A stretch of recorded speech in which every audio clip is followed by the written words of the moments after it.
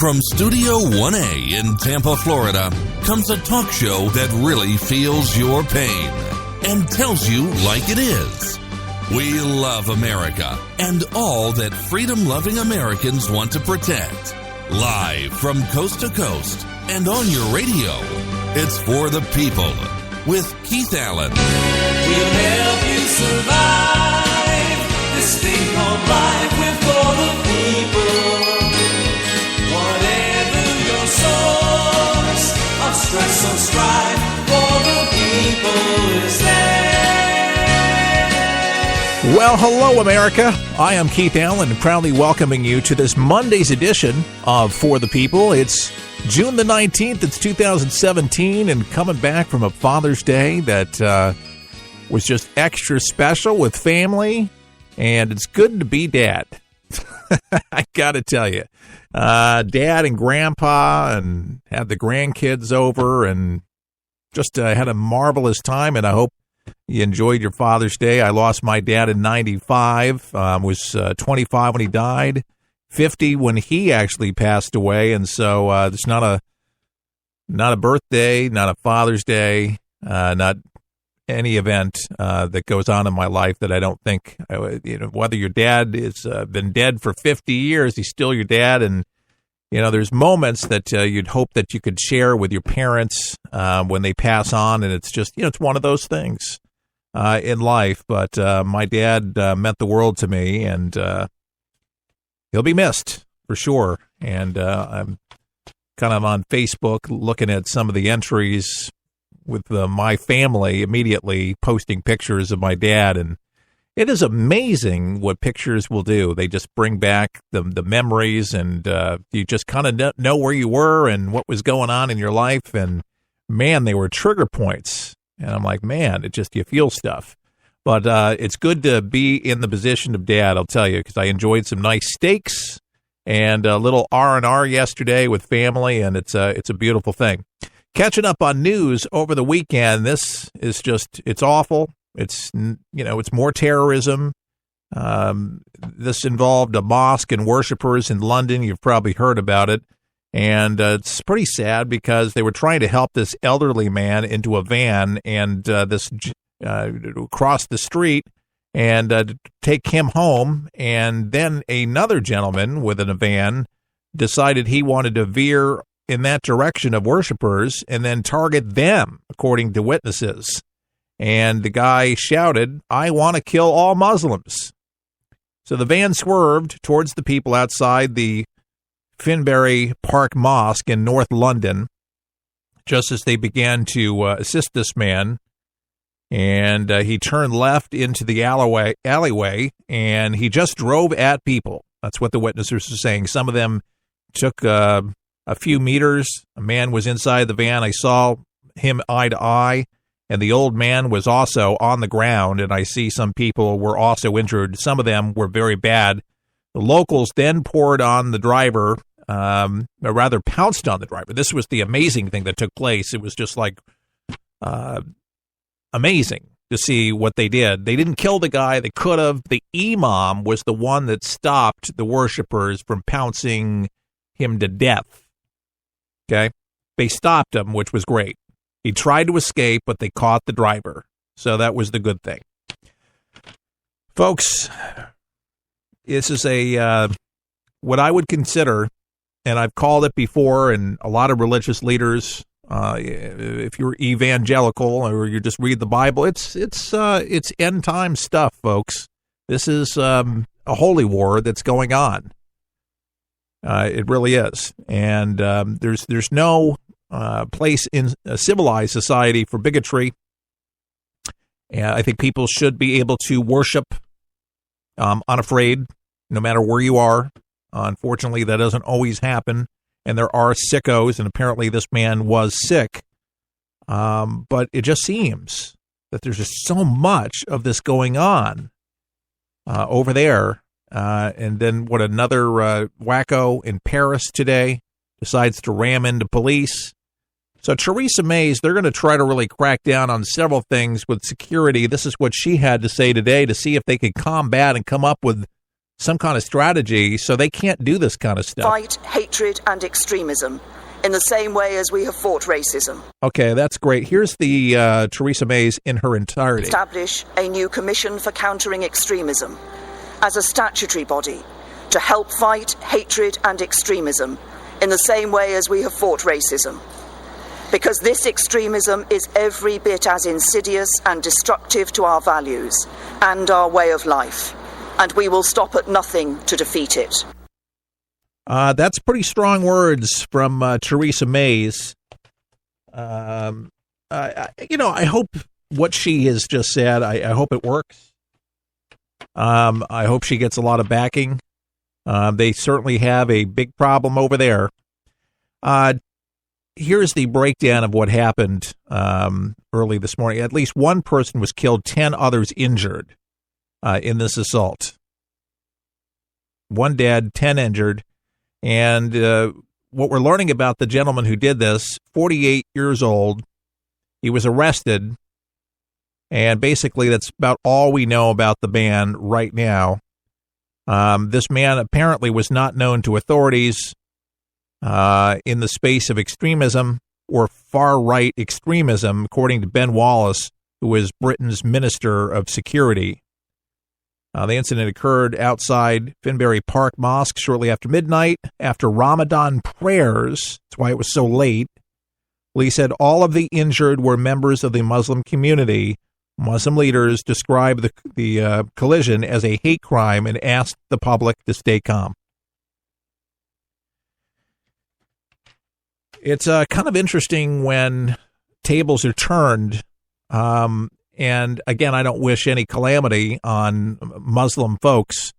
They were peaceful. They weren't doing anything. But I do commend the imam at that mosque because, again, it's very easy eye for an eye, all that Old Testament kind of stuff, which they subscribe to kill this guy for what he did. And the imam said, nope, let the police have him, and they have him. And he'll be tried to the fullest extent of the law. I think that was a great message. And that's the way things should be handled internally. If you're a freedom-loving Muslim imam or worshiper, things should be handled in this way. And I think it would speak volumes if many other imams would actually participate in that way and police their own mosques and purge out the bad apples that are in there. And there are bad apples, enough of them, that get these people radicalized. And hopefully there is a war from in Muslim where they scourge this out, because this is really killing too many people. It's us against them, that kind of thing, and that's terrible. But again, if you believe in the end times, this stuff is predicted that's what's going to happen. And again, if you read the Quran correctly, you don't believe in as they believe in, you're the infidel, and you have privilege to kill them. That's if you take it literal. I mean, there are literalists out there that even reading the Bible where it says, pluck your eye out, it would be better to pluck your eye out, Jesus said, than for your whole body to burn in hell. So there are and have been people through the ages that have actually plucked out their entire eyeball. It is kind of unbelievable. Here's a story that's making headlines here, and this has to do with us over in Syria trying to take out ISIS. Did you hear? We took out one of the Syrian planes, and Russian officials threatened that they would shoot down U.S.-led coalition planes in some parts of Syria as targets after, again, we struck down a Syrian Air Force jet on Sunday. The Russian Defense Ministry said planes flying in Syria west of the Euphrates River would be considered targets. So the news came only after a day after the time in history a U.S. jet down a Syrian plane, and the first time in nearly 20 years the U.S. had shot down any warplane in an air-to-air combat. It was a Super Hornet jet launched from U.S. George H.W. Bush. Pretty cool plane, but needed to take them out. They were supplying ISIS, and it's just, I don't know, this is a real quagmire here. You got Iran, Russia propping up Assad. People have asked, is this a proxy war? Certainly there's no state there. Assad's got to go. Even now the Russians are finally saying that Assad's got to go, but there's just too many people that have died. But what they don't want is they don't want it to be a safe haven for ISIS, and ISIS has taken root over there. And so try to get them out. It seems like the U.S. is committed to taking them out once and for all and taking control and command. And I have a feeling that things are going to definitely take a different tone. Forget about the Tomahawks, but that was great. But now with shooting down planes that are interfering with the mission, I think that this is going to be more of something to see. Just send a message to Assad's folks and to the Russians and to the Iranians that we're not playing around, we're not messing around. So don't be shocked if this doesn't happen more. And I wouldn't be surprised if Russian planes weren't warned, and they were warned, by the way. They were given ample warning, so it wasn't like they weren't given warning. It kind of cracks me up where they're like, no, they weren't given warning. They were given plenty of warning. Actually, yeah, we do have some audio. Okay. Well, Senator David Peru. Do we have him?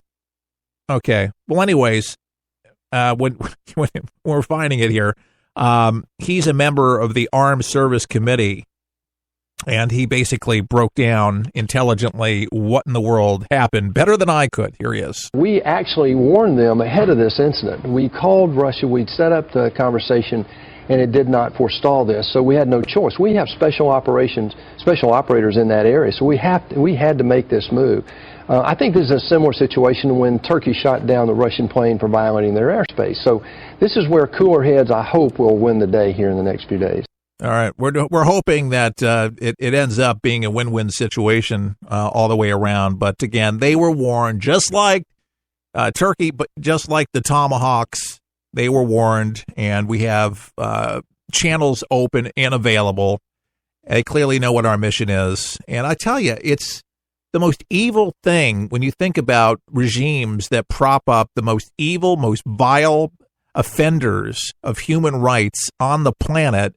It's got to turn people's stomachs to see this stuff go on a daily basis. I mean, it just breaks your heart to see the human death toll that is stacked up where there's just mass graves, hundreds of thousands of people all over the place is buried. No great funeral for them, and the casualties of war are innocent bystanders, victims of circumstance, just being in that area. I tell you, you got to pinch yourself if you live in America. You really do. I mean, can you imagine being war-torn Syria right now? I mean, it's not just there, but I'm just saying, man, count yourself blessed being over here. I mean, you think things could be worse? They could always be worse.